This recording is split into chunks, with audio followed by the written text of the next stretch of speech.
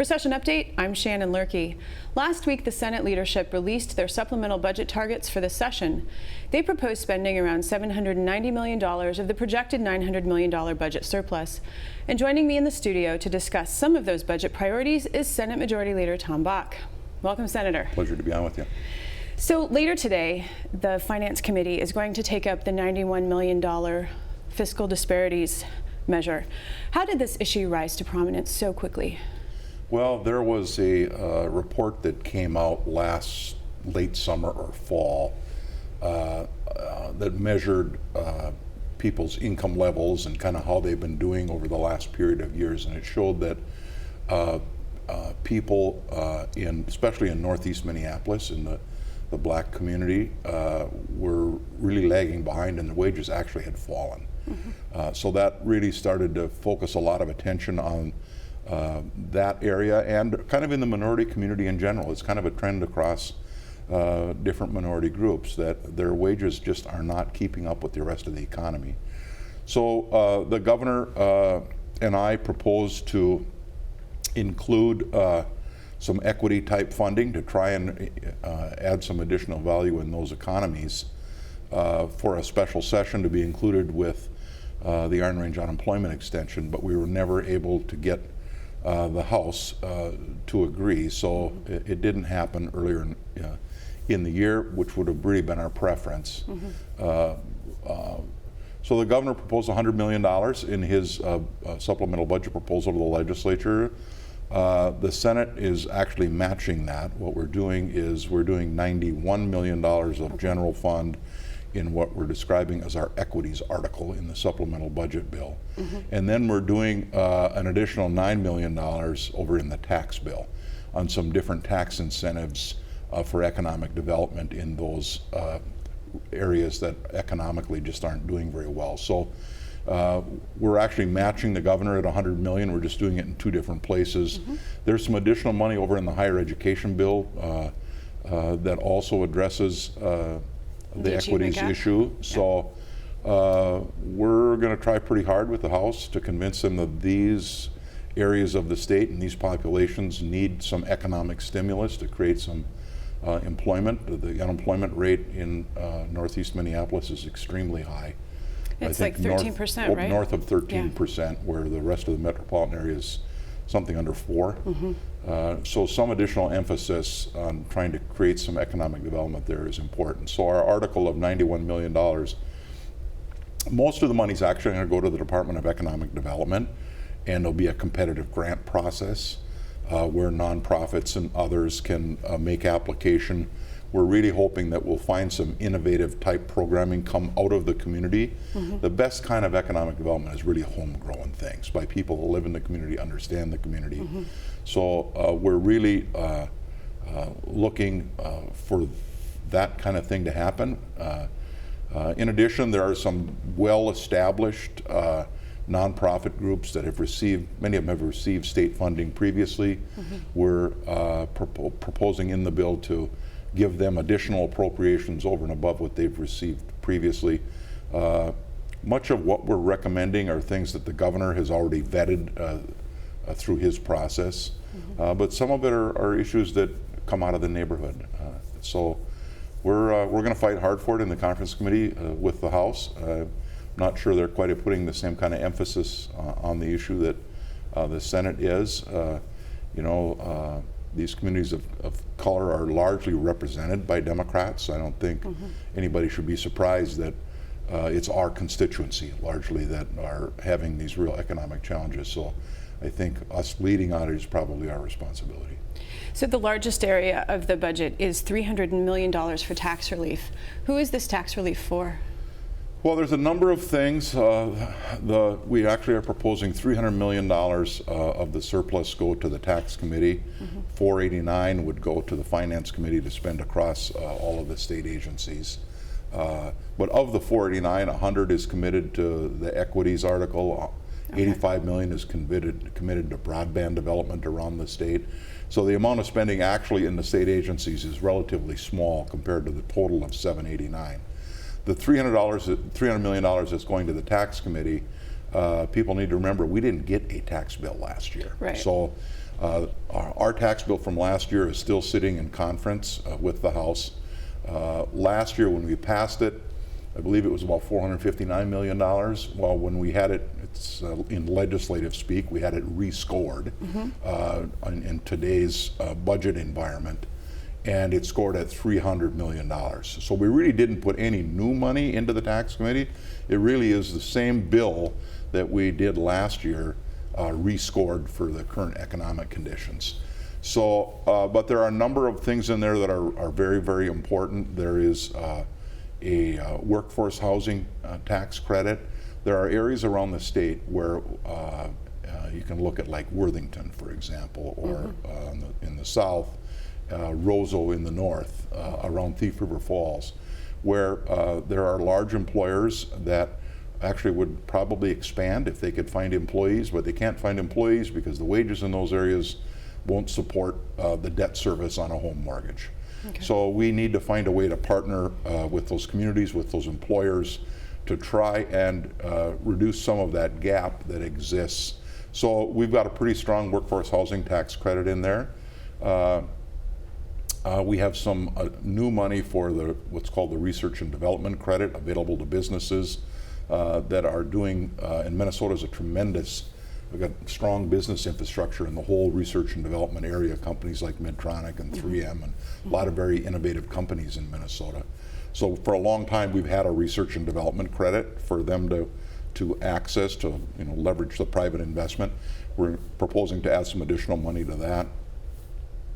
The piece that's probably the most important to me is there's about $46 million, I believe, in what we describe as local government aid. So it's aid to cities and counties, and it makes the state a stronger partner. Most services get delivered at the local level, and the only real opportunity that local communities have to raise money, to maintain a fire department or public safety, or in communities under 5,000 for their city streets, because they don't get gas tax money from the state, is through the property tax.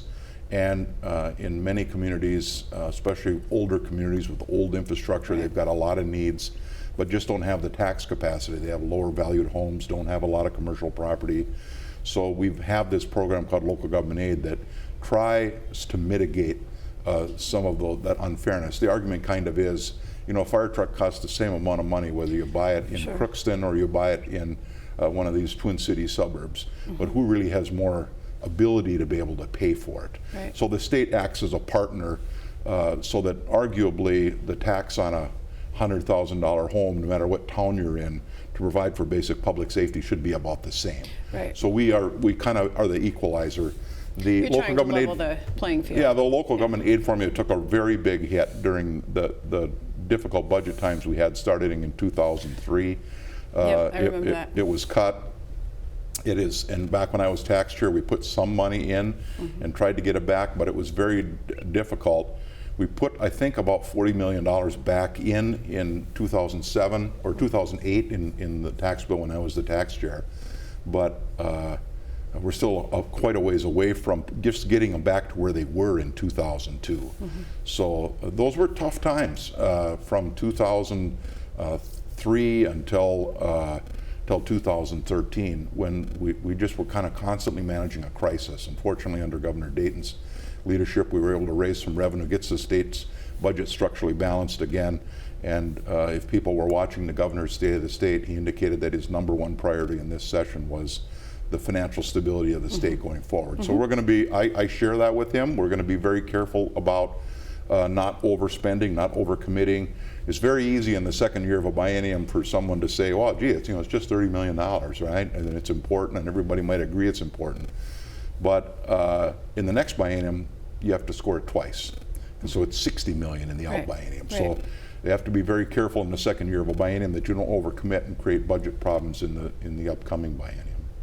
So yesterday in MinnPost, Representative Greg Davids was quoted as saying that if there's not tax and transportation bills, there will be no bonding bills. He's saying that those things are linked together. Do you agree that those three things are linked? No, I don't believe they are. I don't believe they will be at the end either. The bonding bill has nothing to do with whether we have a tax bill or a transportation bill. It's investment in public infrastructure around the state. The challenge with a bonding bill always is the Constitution requires a supermajority in order for the House or Senate to pass one. So it requires 60% of the body. So in the case of the Senate, that's 41 votes. In the case of the House, that's 81 votes. So you always have to reach out to the minority to get the votes that you need to get them passed. So it's always a difficult bill to pass. The others, the transportation bill and the tax bill, don't require that kind of a bipartisan vote. So, you know, we're going to have a bonding bill come out the first week of May. It's probably going to be in the neighborhood of where the governor is at $1.4 billion, maybe a little bit bigger. We're probably going to have some cash in it also. Not everything is bondable. Right. Some things require cash, so I'm looking forward to getting that into conference. We're well along our way to get the supplemental budget bill into conference. Senator Cohen is putting all the articles together. We'll pass that in the Senate next week and get a conference committee lined up. So then the tax bill, the transportation bill, the supplemental budget bill will all be in conference. The only bill left then to get to conference will be the bonding bill. So our intent is to roll it out that first week of May. The challenge there is the Constitution requires that any bill that puts the state in debt has to be a House file. It has to originate in the House. So even though the Senate will have a bill ready, we can't actually pass it and send it over to the House as a Senate file. The House has to act first. So we've got some work to do at the House yet to find a vehicle, what we would call it. So if the House doesn't actually send us a bonding bill, that they at a minimum send us some kind of a House file that we can put our bonding bill on that originated in the House, so that we can get to conference committee on a bonding bill. Because on the 23rd of May, we're going home. And members always start to get pretty anxious this time of the year in election years because many of them have opponents at home that are knocking on doors, especially for rural members that have to live here in St. Paul during the session. When your opponent is at home working on the campaign and you're stuck here in St. Paul, people get pretty anxious. So there'll be a lot of people anxious to get out of here, so we'll be done on time. So one last question for you. The governor on Monday declared this week to be Water Action Week, and later this summer and fall he's going to visit all 87 counties promoting water quality. Are efforts being made to improve water quality in either a bonding or supplemental budget type bill? Well, there'll be significant new money in the Senate's bonding bill for something called the Public Facilities Authority, PFA. It's the state agency that local governments come to. They apply for funding. They get put on a list based on a number of criteria. They get ranked.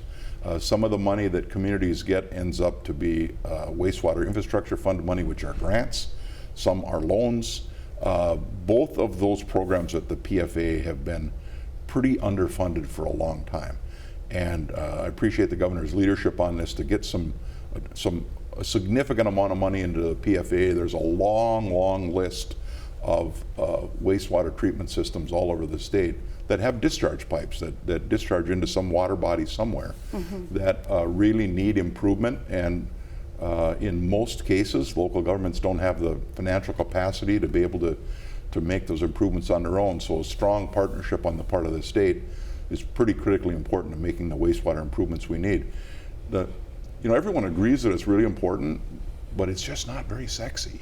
Well, no. So it's always been difficult to get the legislature to commit large sums of money to the PFA because it just writes a lot nicer campaign literature to maybe get a new library or an addition to your college, or maybe an important bridge in a community, or a trail, something on a state park, are things that members love going to groundbreakings and see happen.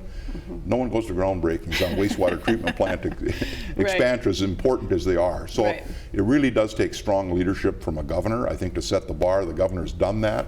And I do think we'll probably have a larger amount of money go to the PFA to help local governments clean up wastewater infrastructure than we've ever seen in the past. Senator Bakk, I thank you for your time today. Thank you.